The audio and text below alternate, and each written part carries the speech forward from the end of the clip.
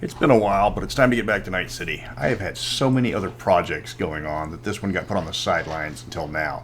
It doesn't help that the offering this time around is Corporate Report number 3, all about Sovoil and Petrochem.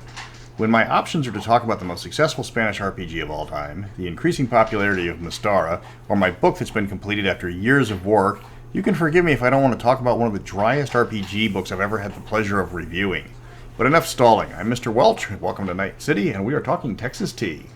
Corp Book 3 was written in '92 by William Moss. The cover and design is credited to Mike Pondsmith and Scott Ruggles, and there's multiple interior artists listed. The book does talk about how this is the first corporate book that presents a net-running adventure, and it also features a short history of the Second Corporate War.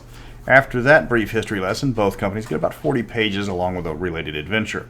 The Second Corporate War was between the two companies, and it was fought over the oil fields of the South China Sea. This also shows why corporations don't go head-to-head with countries very often. As much as Sovoil is a corporation, it's effectively a branch of the Soviet Union. In case you forget, the Soviet Union didn't collapse in the 2020 universe, but reformed itself greatly weaker. Petrochem thought they could go head-to-head with what used to be the Ministry of Energy, and all it ended up doing was losing a huge chunk of real estate and turning the South China Sea into the most polluted waterway on the planet. Flash forward a decade. Petrochem has finally recovered from their financial losses, although there's a power struggle brewing between CEO Trenton Parker and majority shareholder Ellen Trieste. A monkey wrench in the game is Ellen's husband Angus Youngblood, who is 40 years her junior, and stands to inherit everything she dies. And Ellen was born in occupied France. Angus wants Ellen to replace Trenton with his younger brother Malcolm Youngblood. Okay, you've got Angus and Malcolm Youngblood, who both happen to be Australian. Somebody at Artel was a major AC/DC fan. Not that that's a bad thing. The rest of the Petrochem section is pretty dry. I know some people like all the history of the game world they can get, but this is just an oil company. There is paragraph after paragraph on how they create biofuel and their various holdings in different oil fields.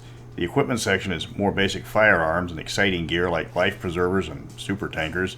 There's only so much you can read about how refineries work or how ethanol is produced to keep your players interested. If your party wants to run a campaign based around oil production or growing wheat, the rules are right there, however. The adventure in the back is a pretty stereotypical cyberpunk adventure. Almost generic, to be honest. Somebody is dumping chemicals in a place they aren't supposed to be dumping, and it's up to the player characters to investigate that and stop them. It doesn't get any more stock than that. There's no twist. It's expose the evil corporation and get paid. They don't even go after you if you expose them. That's kind of nice of them. Now, on to Sovoil. This is one of the biggest anachronisms in all of cyberpunk because obviously the Soviet Union is no more. The book was written after the fall of the USSR, but that part of the setting was already hardwired into the history, so there's no changing that. So this does stick out for new players because if you're going to use this company, remember that Russia fragmented 30 years ago.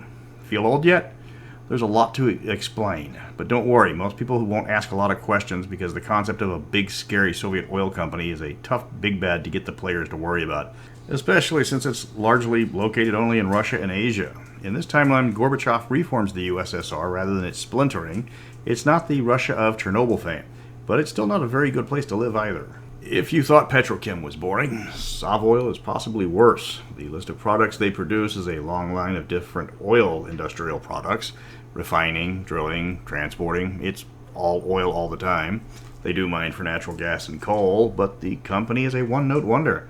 It does stand out that because of the way it's designed, there's a high turnover at the top. Sovoil cycles out its CEO fairly quickly compared to other corporations by design. The one thing that stands out for Sovoil compared to every other corporation is they are partially maintained by the Soviet Union. Any and all parts of the company can be seconded by the USSR, from their oil to their military units. Because of this, Sovoil has a massive amount of resources compared to other companies. They're one of the few organizations that has enough troops to actually have need for the rank of general in their security forces. Equipment-wise, Sovoil has a few guns and some miscellaneous gear like an anti-shark basket listed, but it's not even traditional-looking Soviet equipment. When I want to go adventuring in Russia, I at least expect Kalashnikovs instead of stock-looking bullpups that look something more like you'd get from Fabrique Nationale. That's a matter of personal taste. Cyberpunk is style over substance, and the Soviet style is the AK.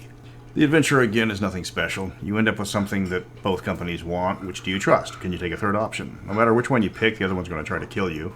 Nothing special is in this adventure. No surprises, nothing you haven't seen before. Might make for a good filler adventure, but veteran players will recognize the plot immediately. I'm not padding this review anymore. If you're a completionist and you have to have it, it's not available yet on the Artel website. Secondhand people want between $40 to $50 for it, which is insane. The book's not that good.